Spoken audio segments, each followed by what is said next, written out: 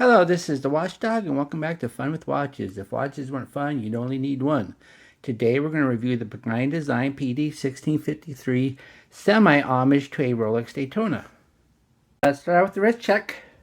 I'm wearing a Tesson TS850 homage to a Smurf Submariner.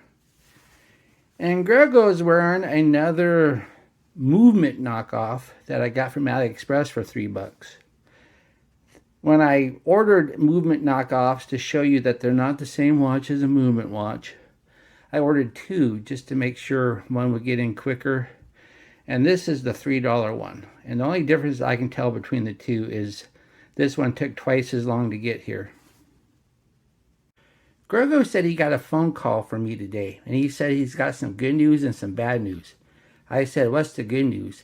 He said Borsheim's called and said your khaki green Seiko Surfani has finally arrived. And I said, what's the bad news? It's the Berkshire Hathaway hullabaloo, and Borsheim's is going to be packed, and they suggest you wait till next week to pick it up. Okay, here's the watch. Comes in your typical Pagani Design box. And here it is. I call this a semi-homage to a Daytona because it kind of looks like a Daytona, but there are many differences. First of all, this is not a chronograph as there is no stopwatch hand.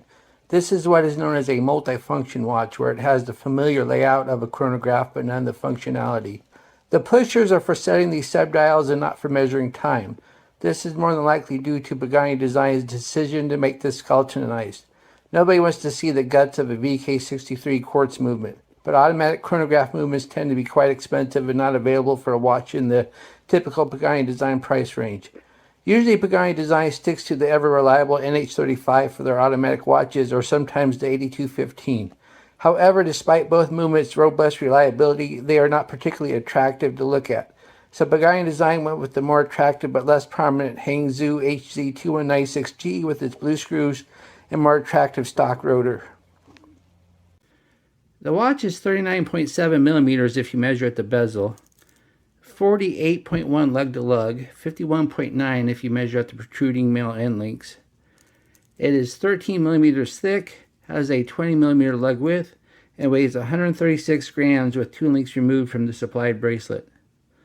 The bezel has a bunch of faux jewels. I tested them with my diamond tester, and they are definitely faux. The dial appears to be glass, and you can see the Pagani Design name and logo printed on the inner glass. It's in there in black. That's the only writing I can see on the inner glass other than the subdials. There's a chapter ring with lume dots and a double dot at the 12. The hands are lume pencil hands. The second hand has a red arrow tip. The right subdial is black and is the day of the month. If you can see that, it's really hard to see the subdials. The bottom subdial is a 24-hour indicator, and the left subdial is the day of the week. And that's hard to read too, this red on white. I don't know who designed this. The left subdial is white and larger than the two black subdials. I must say that I have quite a difficult time reading these subdials. I'd have to get out my loupe to see which day of the month it is. There's a sign screw-down crown. It pops when unscrewed, but it takes a lot of movement to unscrew it. The pushers have locks. The top pusher sets the day of the week. The bottom sets the day of the month.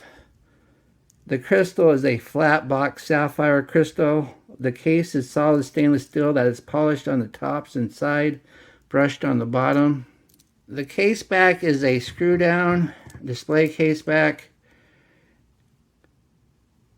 It helps with the 100 meters of water resistance. For some reason the display has this pattern on it, and I don't see the point of it at all.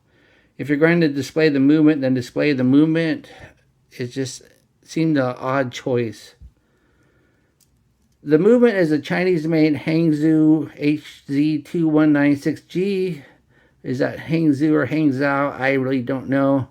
This is a 3 Hz movement that hand winds and hacks and has a unidirectional rotor. Here it is on the time grapher. It's running around 20 seconds fast. The amplitude is very low and there is some beat error. Changing positions does not appear to have much effect. Not sure what the specs of the movement are, but I'm sure plus 20 is within tolerance. Once again, better to be fast than slow.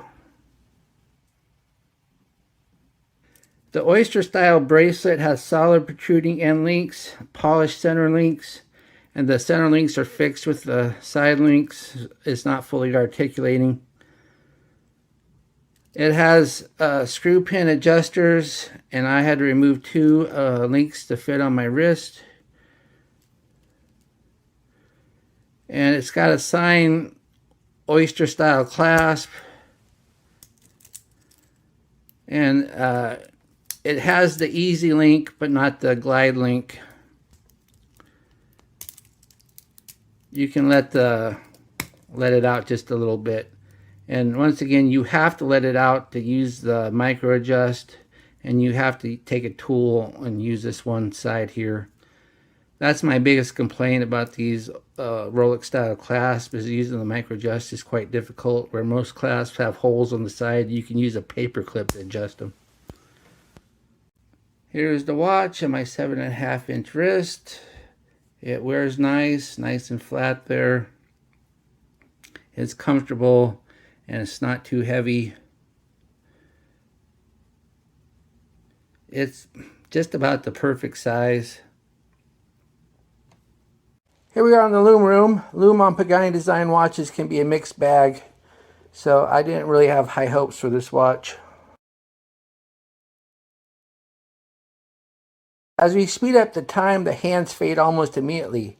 The indices aren't too bad, but there is no point if you can't see the hands. Too bad the hands weren't as good as the indices. What do I like about this watch? Well, I like the faux jewel bezel. I think it looks cool. And I like this really nice case and bracelet. It fits well, and it's just a very comfortable watch. Wears really nice.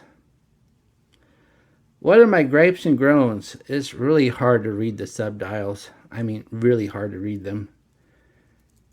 And the display case back has a pattern on it, making it hard to see the movement from the back.